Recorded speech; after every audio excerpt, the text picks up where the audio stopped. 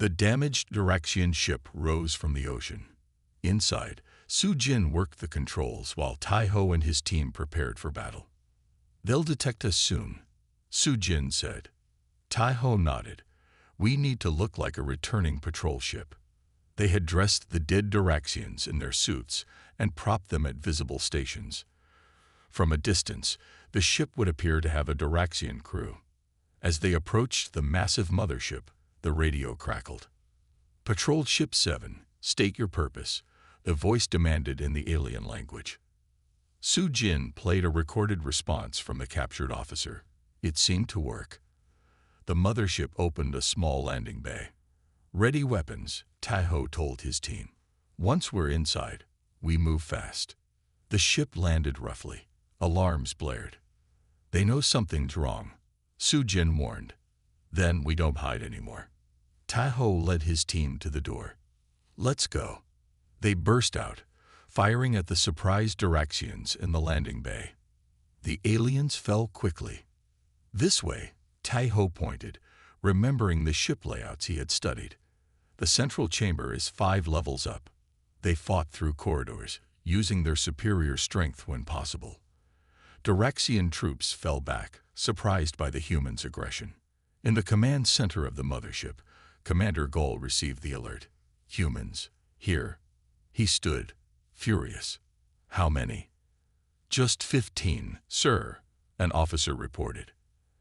"And they've broken through 3 security points already." Gol slammed his fist on the table. "Seal all routes to the council chamber. I will deal with this myself." Back in the corridors, Tai-Ho's team was pinned down by heavy fire. "We need another way," he said. Su Jin checked her tablet. "The ship has maintenance tunnels. They run behind the walls." Tai-Ho found an access panel. They crawled into narrow tunnels, bypassing the Duraxian defenses. "The council chamber should be directly above us," Su Jin whispered. Tai-Ho cut through the ceiling.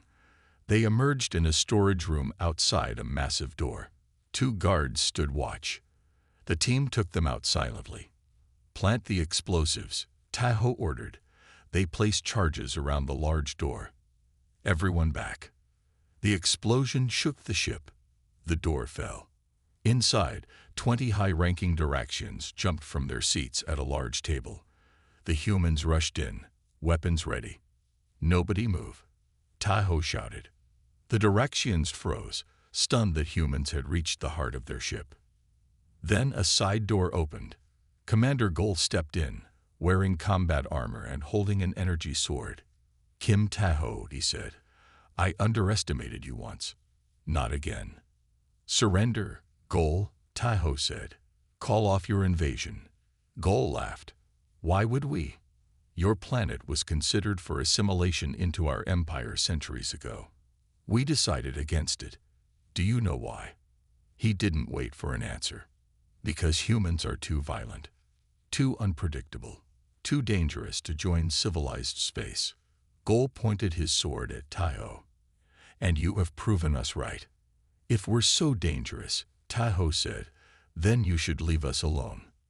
Too late. Gol pressed a button on his wrist. Alarm sounded. "I've ordered the fleet to begin bombing your cities. Earth will burn." Without warning, Gol leaped forward with surprising speed. His energy sword slashed Tai-Ho's gun in half. The other humans were busy holding the council members at gunpoint. This fight was between Tai-Ho and Gol alone. Tai-Ho dodged another swing. He grabbed a metal rod from a broken chair and blocked the next attack. The energy sword cut through the rod, but Tai-Ho was already moving. "You fight well," Gol admitted, "but you are just one human." "One human is all it takes," Tai-Ho replied. He feinted left, then drove right inside Gol's guard. Using his greater strength, Tai-Ho grabbed Gol's arm and twisted. The alien commander screamed. As bones snapped, the energy sword fell. Tai-Ho picked it up and held it to Gol's throat. "Call off the attack," Tai-Ho demanded. "Now." Gol, in pain and shock, pressed his wrist control again. "All ships, stand down," he gasped. Su Jin worked at a control panel. It worked. The fleet is holding position. Taiho turned to the council members. Your empire ends its expansion today. Earth is off limits. One council member stood. Who do you think you are to make demands of the Duraxian Empire? Taiho looked him in the eye. I'm human, and you've just discovered what that means. The Duraxian ships came at dawn. 5 arrow-shaped vessels broke through the clouds above Seoul. Similar ships appeared over New York, London, Beijing, and Moscow. On the ground, people ran in fear, but the military was ready. Hold fire, Taiho ordered from the command center. Let them get closer. The alien ships stopped above the city centers. Blue beams shot down, hitting the streets. Buildings crumbled. People screamed. Still hold, Taiho said, though his fists clenched. Su Jin worked at her computer. Their communications show they think we're helpless. General Back looked at Taiho. How much longer? Almost time, Taiho said. They need to lower shields to use their main weapons.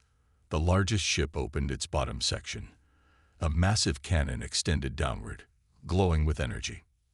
Now, Taiho shouted. All around Seoul, hidden missile launchers fired. Not the old missiles the Duraxians expected, but new ones, built with knowledge from the stolen data. They struck the ships at exact points where the shields were down. 2 Duraxian ships exploded immediately. A third spun out of control and crashed into a mountain. The other 2 retreated to the clouds. Similar scenes played out over other cities. The surprise attack worked everywhere. Within an hour, 17 Duraxian ships were destroyed. Only 3 escaped. In the command center, cheers erupted. But Taiho remained serious. This is just the beginning, he warned. Their main fleet will come next. Reports came in from around the world. The attacks had killed thousands of people, but millions had been saved by the quick response. Humanity had won the first round. President Lee of South Korea entered the command center. Major Kim, the world owes you a great debt. Taiho shook his head. Thank Captain Han. Without her help, I wouldn't have escaped with the data. Jaiwon smiled from her position near the radar screens. Her arm was still in a cast, but she worked as hard as anyone. What now? President Lee asked. Now we take the fight to them, Taiho said. We need to capture an intact Duraxian ship. Their technology will help us defend better. Impossible, General Back said. How can we capture a ship in orbit? We don't. Taiho pointed to the radar. One damaged ship crashed in the Yellow Sea. It's mostly intact. We can reach it. President Lee nodded. I'll authorize a joint mission with our Navy. I want to lead it, Taiho said. You're too valuable, General Back objected. I've been inside their ships. I know how they work. Taiho stood firm. I need to go. After a moment, the president nodded. Very well. As preparations began, Su Jin approached Taiho. I'm coming with you. It's too dangerous, he said. I can decode their systems faster than anyone. Her eyes were determined. You need me. Taiho knew she was right. That night, as a special team prepared for the underwater mission, something new appeared on the radar. A massive ship, 10 times larger than the others, had entered Earth orbit. It's their command ship, Jaiwon said, her face pale.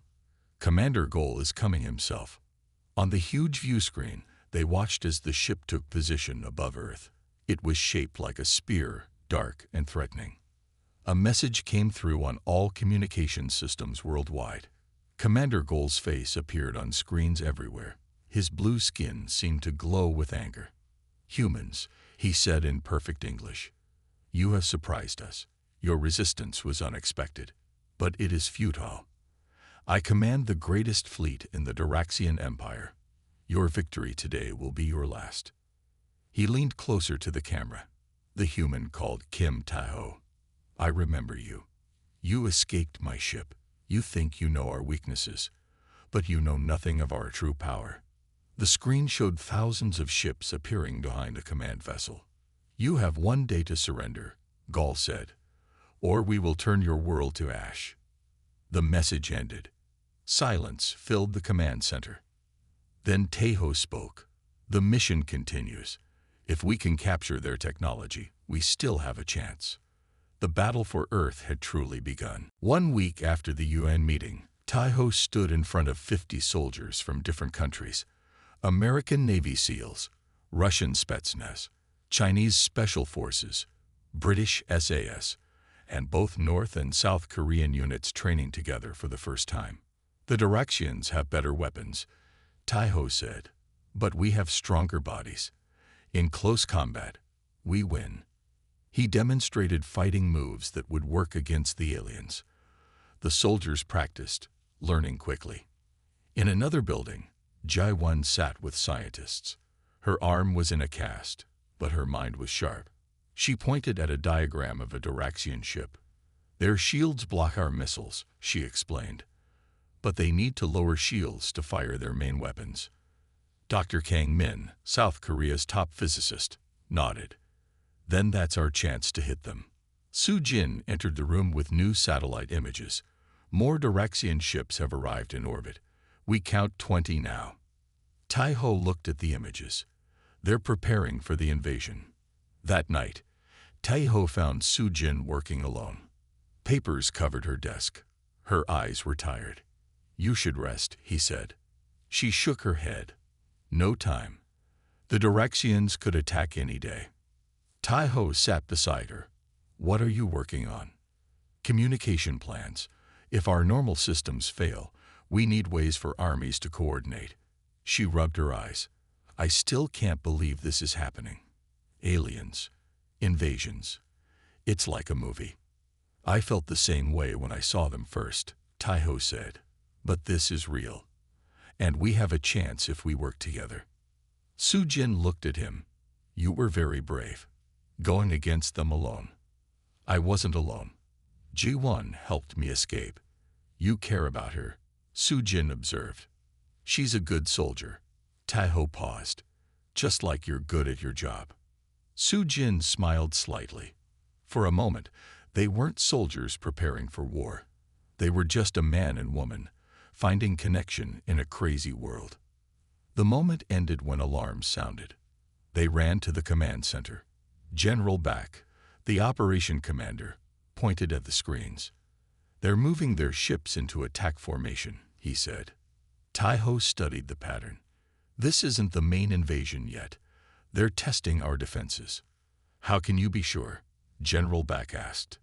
"I saw their invasion plans. They'll send scout ships first." Tahoe looked at the radar. "This is our chance to set a trap." Ji-1 joined them, looking at the screens. "We should let them think we're weaker than we are. Draw them in." General Back nodded. "I'll contact all defense forces. We'll hold back our best weapons, make them think our resistance is limited." As everyone prepared, Tahoe stepped outside. The night sky was clear. Somewhere up there, Commander Goal was watching, planning. The Diraxian thought humans were weak. He was about to learn how wrong he was. Soo Jin found him there. "Scared?" she asked. "Focused," Tahoe replied. "I've been trained for combat my whole life. Never thought it would be against aliens, but the principles are the same." "And what principles are those?" "Know your enemy, use their weaknesses, strike fast and hard." He turned to her. "We'll need your intelligence skills when this starts. Intercepting their communications could save many lives." She nodded. "I'll do my part." A shooting star crossed the sky, except Tahoe knew it wasn't a star. "It's beginning," he said. In orbit, aboard the main Diraxian ship, Commander Goal watched Earth with cold eyes. The humans were preparing defenses, but nothing that could stop his empire. This primitive planet would fall like hundreds before it. "Send the first wave," he ordered. "Target their military bases. Show them what real power looks like." The officer beside him hesitated. "Sir, the humans captured our scout ship. They may have learned about our tactics." Goal laughed. "What can they do with that knowledge? Their weapons are toys compared to ours." "But the prisoner who escaped, Was just one human, Goal interrupted. No single human can change the outcome of this war. How wrong he was. Dawn broke over the Yellow Sea. 3 black submarines moved silently toward the crash site. Underwater cameras showed the alien ship half buried in the seabed. Inside the lead submarine, Tai-ho checked his diving gear. Beside him, Soo-jin did the same. 20 Special Forces soldiers prepared their weapons. Remember, Tai-ho said, our goal is to capture their navigation system and weapons controls. We need those to understand how to fight the main fleet. The soldiers nodded. Most were Korean, but some came from America, Britain, and Russia. The best of the best. We're in position, the captain announced. Tai-ho turned to his team. Let's go. They entered the water through the submarine's airlock. The cold sea surrounded them as they swam toward the crashed ship. Its hull was cracked but mostly intact. Tai-ho led them to an opening. Inside, emergency lights still glowed dimly. The corridors were flooded with seawater. Follow me, Tai-ho said through his radio. I know the layout. They moved through the ship until they reached an air pocket. Taking off their masks, they could breathe. 3 dead Duraxians floated in the water. Control room should be 2 levels up, Tai-ho said. As they climbed, Soo-jin moved next to Tai-ho. Something's wrong, she whispered. This ship is too intact. The power shouldn't be working. Tai-ho realized she was right. It could be a trap. Too late. A door slid open, revealing 6 live Duraxian soldiers. They fired energy weapons. 2 human soldiers fell. Take cover, Tai-ho shouted. The team scattered, returning fire. The aliens retreated down a corridor. Tai-ho signaled his team to follow carefully. They found themselves in a large room with many screens and control panels. The bridge, Tai-ho said. This is what we need. Soo-jin went to the main console. She connected her computer and began downloading data. Hurry, Tai-ho said, keeping watch. This is strange, Soo-jin muttered. There's a message repeating. It's being sent to the mothership. Before Tai-ho could respond, a new voice spoke from the shadows. You humans are predictable. A tall Duraxian stepped forward. Not Commander Goal, but an officer with silver markings on his blue skin. You fell into our trap, the alien said. This ship was left as bait. More Duraxians appeared, surrounding them. The humans raised their weapons, but they were outnumbered. The officer smiled coldly. Lower your weapons or die. Tai-ho's mind raced. Then he noticed something. The Duraxians were keeping their distance. They feared close combat. You're not getting what you want, Tai-ho said, stepping toward the officer. The alien stepped back quickly. Fear showed in his large eyes. Tai-ho looked at his team and tapped his chest twice, the signal they had practiced. In one swift motion, the humans threw down their guns and charged forward. The Duraxians fired, hitting some humans, but most reached the aliens. Up close, the human's strength was overwhelming. Tai-ho tackled the officer, pinning him easily. Around him, his team was winning the hand-to-hand fight. Within minutes, all the Duraxians were subdued or dead. The humans had lost 5 soldiers but had control of the ship. Soo-jin returned to the console. I can finish the download now. Tai-ho questioned the captured officer. Why did Commander Goal come personally? Why bring his whole fleet for one small planet? The alien's eyes widened. You don't know. Earth is not just any planet. It sits at a critical junction of space. Whoever controls it controls the fastest routes to 3 different sectors of the galaxy. Soo-jin looked up from her work. There's more in these files. The Duraxian Leadership Council is meeting on the mothership. All the highest commanders are there. Tai-ho stared at the screens showing the massive mothership in orbit. A plan formed in his mind. Can you make this ship fly? He asked Soo-jin. She studied the controls. Maybe. The engines still work. Why? Because we're changing our mission, Tai-ho said. We're going to take this ship to orbit. We're going to infiltrate the mothership. That's suicide, one of the soldiers said. No, Taiho replied. It's our only chance. If we can eliminate the Duraxian leadership all at once, their fleet will fall into chaos. Sujin looked at him with new understanding. You want to do more than defend Earth. You want to end the war completely. Taiho nodded. Sometimes the best defense is a good offense. Who's with me? One by one, the surviving soldiers stepped forward. Good, Taiho said. Let's show the Duraxian Empire what happens when they threaten Earth. Taiho woke up with a pounding headache. The surface beneath him was hard and cold, not his bed. His eyes opened to a strange blue light. He was in a small room with smooth metal walls. No windows, one door with no handle. The only furniture was the platform he lay on. Taiho sat up slowly. His SAS uniform was gone, replaced by a simple gray jumpsuit. His watch, phone, and weapons were missing. You're finally awake, said a voice. Taiho spun around.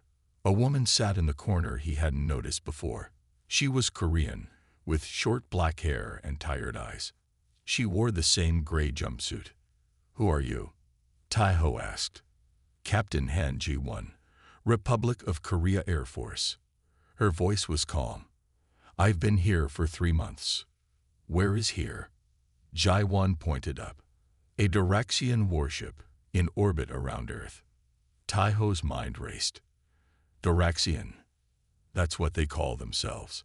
The Duraxian Empire controls half the galaxy. Ji-won moved closer. I've learned their language. I've listened to their plans. Before she could say more, the door slid open. 2 tall blue aliens entered. Up close, they looked even less human. Their fingers were too long, with one extra joint. Their faces had no nose, just 2 small breathing holes. One alien spoke in a high, clicking language. Ji-won whispered to Taiho. Commander Gol wants to see you. The aliens led them through long corridors. Other aliens stared as they passed. Taiho noticed they all moved carefully around him, keeping their distance. They entered a large room. Screens covered the walls, showing stars and planets. A larger alien sat on a raised chair. His skin was darker blue, with gold marks on his arms. Commander Gol, Ji-won whispered. Gol spoke. His voice was like metal scraping on glass. Ji-won translated. He says you are an interesting specimen. You are a warrior. The first one they've captured. Taiho stood straight. Ask him what they want with Earth. After Ji-won translated, Gol made a sound like laughter. He says Earth is perfect for colonization. Humans are primitive, but could make good servants. The invasion begins in 2 weeks. Taiho felt cold anger rise in him. Tell him humans won't surrender easily. When Ji-won translated, Gol stood up. He was taller than the others, almost 3 meters. He walked to Taiho and looked down at him. Gol spoke again. Ji-won's face paled as she translated. He says they've studied humans for centuries. They know our weaknesses. We can't stop them. She paused. And now they will learn everything about our defenses from you. Gol pointed to a metal table with straps. 2 aliens moved toward Taiho. Taiho tensed, ready to fight. But there were too many. They grabbed his arms. Their grip was surprisingly weak. Taiho noted this weakness even as they forced him onto the table. They strapped him down. A machine lowered from the ceiling with needle-like probes. They're going to scan your brain, Ji-won said. Try to think of nothing important. The machine touched his head. Pain shot through Taiho's body, but he controlled his thoughts. His SAS training had prepared him for torture. He recited nonsense in his mind. Soccer scores, old songs, anything but military information. After what felt like hours, they released him. Taiho could barely stand. Ji-won helped him back to their cell. You resisted, she said with surprise. Nobody has done that before. How do you know? I've seen other prisoners. They broke immediately. She looked at him with new respect. You're different. Tai-ho leaned against the wall. We need to escape. Jai-1 nodded. I've been planning. I know this ship now. The guard shifts, the door codes. She lowered her voice, and I'd noticed something. The Duraxians are physically weak. Their gravity is lower than Earth's. Their bodies are fragile.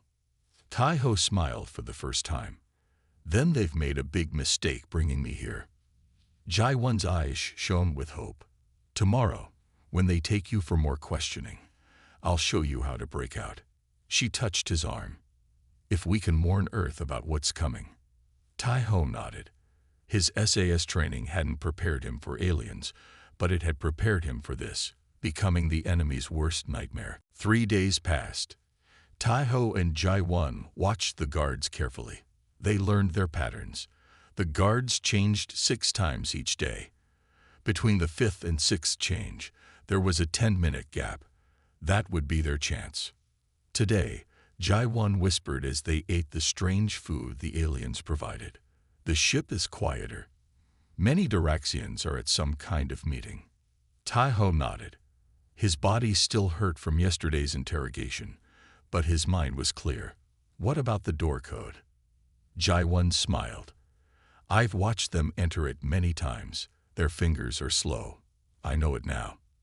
They waited until the 5th guard shift ended. When the aliens left, Jai-1 moved to the door and pressed 6 spots on the wall in a pattern. The door slid open. They looked out. The corridor was empty. Which way? Tai-ho asked. Left. 3 corridors down is their data center. We need to get information about their invasion plans. Jai-1 led the way. They moved quietly through the ship. Twice they had to hide as aliens passed.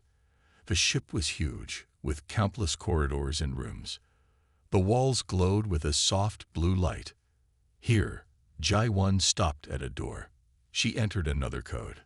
The door opened to reveal a room full of glowing screens and strange machines. Jai-1 went to one of the screens. Her fingers moved quickly over the controls. They taught me to use this when they thought I was cooperating. She pulled a small crystal from the machine. All their military plans are in here. Fleet positions, invasion routes, weapons capabilities. Tai-ho took the crystal. How do we get off this ship? The hangar is 2 levels down. They have small scout ships that can reach Earth. She paused. But we need to create a distraction. Tai-ho looked around the room and saw what looked like a control panel. What does this do? Ship systems, power, life support, doors. An idea lit up Jai-1's face. If we change the atmosphere settings, it will trigger alarms all over the ship. They'll think there's a leak. Tai-ho nodded. Ji-1 quickly adjusted the settings. Alarms began to blare. Red lights flashed in the corridors. Now we run, she said. They sprinted through the corridors toward the lower levels. Aliens rushed past them, too busy with the emergency to notice them. They reached a large room with small ships inside. The hangar. 2 guards stood at the entrance, looking confused by the alarms. I'll handle this, Tai-ho said. He walked straight toward them.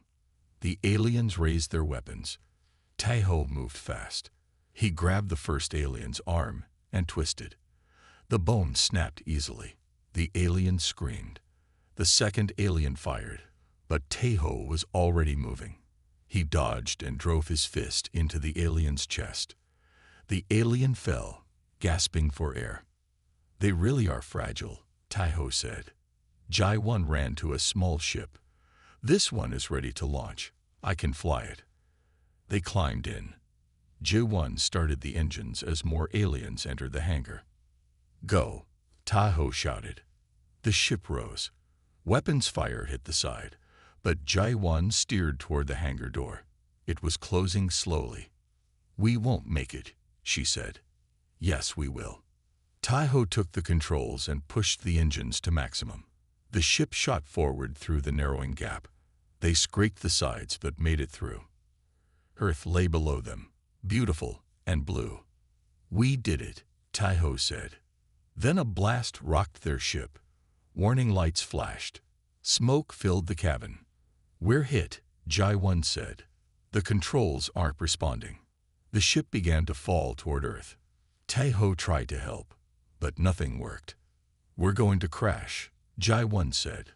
"But at least we have the data." "We'll survive," Tai-Ho insisted. "We have to warn Earth." Jai-1 grabbed his arm. Blood trickled from a cut on her head. "I can't control where we land. And the fuel cells are damaged. They might explode on impact." Tai-Ho looked at her. "Then I'll take the data crystal. You eject before impact." "No, we stay together." Another explosion cut her off. The ship spun wildly. Earth grew larger in the view screen. "Tai-Ho," Jai-1 said, pressing the crystal into his hand. "Make sure this gets to our leaders, no matter what." The ship entered Earth's atmosphere, trailing fire behind it. Tai-Ho opened his eyes to a gray sky. Pain shot through his body. The ship had crashed in a forest. Trees were broken all around him. Smoke rose from the wreckage. He checked himself for injuries, cuts and bruises, but nothing broken. The data crystal was safe in his pocket. "J1," he called. No answer. He searched the wreckage, but found no sign of her. Had she ejected? He hoped so. Tai-Ho looked around. The trees, the mountains in the distance. This was Korea. The north, based on the vegetation. Not a good place for a South Korean operative to be. He had to move. The Diraxians would send ships to find the crash, and North Korean patrols would investigate soon. Tai-Ho started walking south. After an hour, he heard voices. He hid behind a tree as soldiers appeared. They wore North Korean uniforms and carried rifles. They found the crashed ship quickly. One soldier spoke into a radio. More would come soon. Tai-Ho weighed his options. He could try to sneak past them, but the border was far. He might not make it before the Diraxians came. He made a decision. Tai-Ho stepped out with his hands up. "Don't shoot," he said in Korean. The soldiers pointed their guns at him. "Who are you?" one demanded. "My name is Major Kim Tai-Ho. I have information about an alien invasion." They laughed. The leader, a sergeant, approached him. "Aliens? You must have hit your head. I have proof." Tai-Ho slowly reached into his pocket and showed the crystal. "This contains data about the Diraxian Empire's plans to invade Earth in less than 2 weeks. The sergeant looked at the strange crystal. "Search him," he ordered. The soldiers found nothing else. Tai-Ho's SAS identification had been taken by the aliens. "You're coming with us," the sergeant said. They took him to a military base. Tai-Ho was put in a small room with a table and 2 chairs. He waited for hours. Finally, the door opened. A man in a colonel's uniform entered. Behind him was a woman in civilian clothes. "I am Colonel Choi," the man said. "This is Lee Soo-jin from South Korean intelligence." Tai-Ho was surprised. South Korean intelligence in North Korea. Soo-jin had sharp eyes and a serious face. "We have channels of communication for emergencies. Your story qualified." "You believe me?" "No," Colonel Choi said. "But the object that crashed is like nothing we've seen before." Soo-jin placed a laptop on the table. "Show us this proof you claim to have." Tai-Ho handed her the crystal. She examined it, then connected it to an adapter on her laptop. The screen filled with strange symbols and images, star maps, ship designs, weapon specifications. "This isn't human technology," Soo-jin whispered. "It's Diraxian," Tai-Ho explained. "They've been watching Earth for centuries. Now they plan to invade and make humans their servants." Colonel Choi's face hardened. "Even if this is true, what can we do? Their technology is far beyond ours." "They have one weakness," Tai-Ho said. "Their physical strength. They evolved on a planet with lower gravity. In hand-to-hand combat, humans are much stronger." Soo-jin studied the data. "These ships, these weapons, they could destroy our cities from orbit. Then we need to stop them before they can use their technology advantage, Taiho said. We need to share this information with every country. This isn't about North or South, America or China. This is about human survival. Colonel Choi and Su Jin exchanged looks. After a long moment, Choi nodded. I will contact our leadership, he said. If your information is verified, we will share it through diplomatic channels. We don't have much time, Taiho pressed. I know, Su Jin said. She looked at him with new respect. Your companion, Captain Han Jae-won. We found her. She ejected before the crash. She's injured but alive. Relief washed over Taiho. I need to see her. Soon, Su Jin promised. First, we need to convince the world that the greatest threat in human history is coming. And we need to prepare. 3 days later, the United Nations called an emergency session. Leaders from every major nation gathered to hear the evidence. The world prepared for war. Major Kim Tae-ho crouched behind a fallen tree. The night was cold, and the forest was silent. Too silent. His SAS training told him something was wrong. He checked his watch, 2:13 a.m. The night vision goggles showed the empty forest ahead. Tae-ho was alone on this mission, deep in the Scottish Highlands. His orders were simple: watch the abandoned research facility and report any activity. For 3 days, nothing had happened. Until now. A bright light cut through the sky. Tae-ho squinted as the object crashed 2 kilometers east with a distant boom. It wasn't a plane or helicopter. It moved too fast, too strange. Command, this is Echo 7, he whispered into his radio. Unknown aircraft down. Moving to investigate. Static answered him. The radio was dead. Tae-ho moved quickly through the forest. Years of SAS training made him silent as a shadow. 20 minutes later, he reached a small clearing. What he saw made him freeze. The crashed object was like nothing he had ever seen. A silver disk, about 15 meters wide, glowed faintly. It was half buried in the ground. But more shocking were the figures moving around it. They weren't human. Tae-ho pulled out his camera and zoomed in. The creatures stood on 2 legs, but were thin and tall, at least 2.5 meters. Their skin was pale blue, and they had no hair. Their heads were large with huge black eyes. They wore tight silver suits. Aliens, he whispered. The word felt strange in his mouth. Tae-ho counted 6 of them. They worked quickly, taking pieces from the crashed ship. One held a device that looked like a weapon. He took photos and recorded a short video. No one would believe this without proof. Then a new light appeared in the sky. A much larger ship, shaped like an arrow, descended silently. It hovered above the crash site, bathing everything in blue light. The aliens gathered their salvaged parts. A beam of light shot down from the larger ship, and the aliens rose into the air with their equipment. Tae-ho's military mind raced. This was first contact with an alien species, and they were clearly trying to hide evidence of their presence. That meant they didn't want humans to know about them. That was never a good sign. As the last alien floated up, one turned its head directly toward Tae-ho's position. Its black eyes seemed to stare into his soul. The alien raised its arm and pointed. Tae-ho didn't wait. He ran. Behind him, a high-pitched whine filled the air. A tree next to him exploded. They were shooting at him. He zigzagged through the forest, using every evasion technique he knew. Another blast hit nearby, sending splinters flying. One cut his cheek, but he kept running. After an hour of careful movement, he was sure he had lost them. His radio still didn't work. He would have to make it back to base on his own. Aliens? Colonel Park laughed and pushed the photos back across his desk. Major Kim, I expected better from you. Tae-ho stood straight, his face serious. Sir, I know what I saw. What you saw was probably a secret Russian drone and their recovery team in hazmat suits. The colonel sighed. You've been working too hard. Take a week off. With respect, sir, these weren't humans. And that wasn't any aircraft I've ever seen. Colonel Park's face hardened. That's enough, Major. This conversation is over.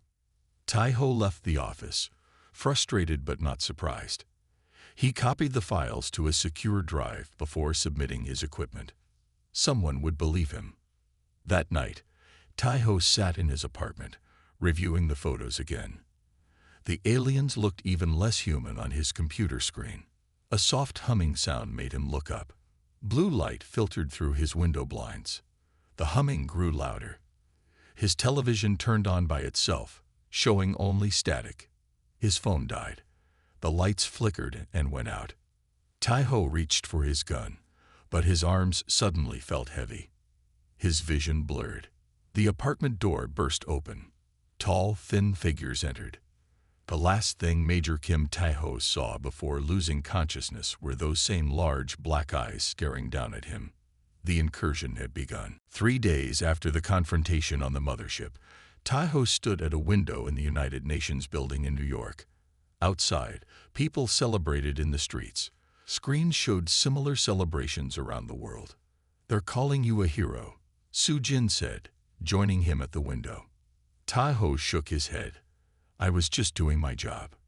"Your job was not to infiltrate an alien mothership and capture their entire leadership," she smiled. "That was extra." The door opened. Jae-won entered, her arm now healed. "They're ready for us." They walked together to the main chamber. Representatives from every nation sat in rows. At the front were 3 tall figures that weren't human. "The Galactic Council representatives," Jae-won whispered. "They arrived yesterday to negotiate." The aliens looked different from Duraxians. One had golden skin and 4 arms. Another was short with thick gray fur. The third looked almost human except for purple eyes and silver hair. When Tai-ho, Soo-jin, and Jae-won took their seats, the UN Secretary General spoke. "Today marks a historic moment. For the first time, Earth meets with the greater galactic community as equals, not as potential conquests." The golden-skinned alien stepped forward. "I am Ambassador Xol of the Galactic Council. For 10,000 years, we have maintained peace among civilized worlds." His voice was deep and musical. "The Duraxian Empire violated our rules by attacking an emerging world. But we are stunned by your response." Sol looked directly at Tai-ho. "No species has ever defeated a Duraxian invasion, certainly not one with your level of technology." Whispers filled the room. Humans from different countries looked at each other with new pride. "The Duraxian leadership has been removed from power," Sol continued. "Their empire will be divided and monitored. They will pay reparations to Earth for damages." The furry alien spoke next. "More importantly, the Council has voted to offer Earth provisional membership in the galactic community." Excited murmurs filled the chamber. "This comes with conditions," the purple-eyed alien added. "You will receive limited access to advanced technology. Cultural exchange will begin slowly, and Earth must remain united in its dealings with other worlds." The Secretary General nodded. "We accept these terms. Earth will speak with one voice in galactic matters." After the meeting, Tai-ho found himself in a small room with the 3 council members. "Major Kim," Sol said, "the council has a special request." "What is it?" "We need an Earth representative. Someone who understands both military and diplomatic matters. Someone who has proven their ability to act under pressure." Tai-ho realized what they were asking. "You want me to be Earth's ambassador?" "Yes," said the furry alien. "With advisors of your choosing, of course." Tai-ho thought of Soo-jin's intelligence and Jae-won's courage. "I have 2 people in mind." Later, as the sun set over New York, Tai-ho stood on a balcony with Soo-jin and Jae-won. Above them, stars twinkled in the darkening sky. They looked different now, knowing what was out there. "Ambassador Kim," Jae-won said with a smile. "It has a nice ring." "I never wanted to be a diplomat," Tai-ho said. "But you'll be good at it," Soo-jin replied. "You understand both humans and aliens now." Tai-ho looked at the city below. Everything changes from here. New technology, new allies, new threats. But humanity is ready, Jai-1 said confidently. A shooting star crossed the sky. This time, they knew it might be a ship from another world. The Duraxians thought we were too violent and unpredictable, Taiho said. But those qualities saved us. Our strength, our determination, our will to fight for our home. And now the galaxy knows it too, Su Jin added. In a distant part of space, the Galactic Council's private session was ending. Are we sure about this? One member asked. Giving humans access to advanced technology. Ambassador Xol nodded slowly. They would find their way to the stars with or without us. Better to guide them than oppose them.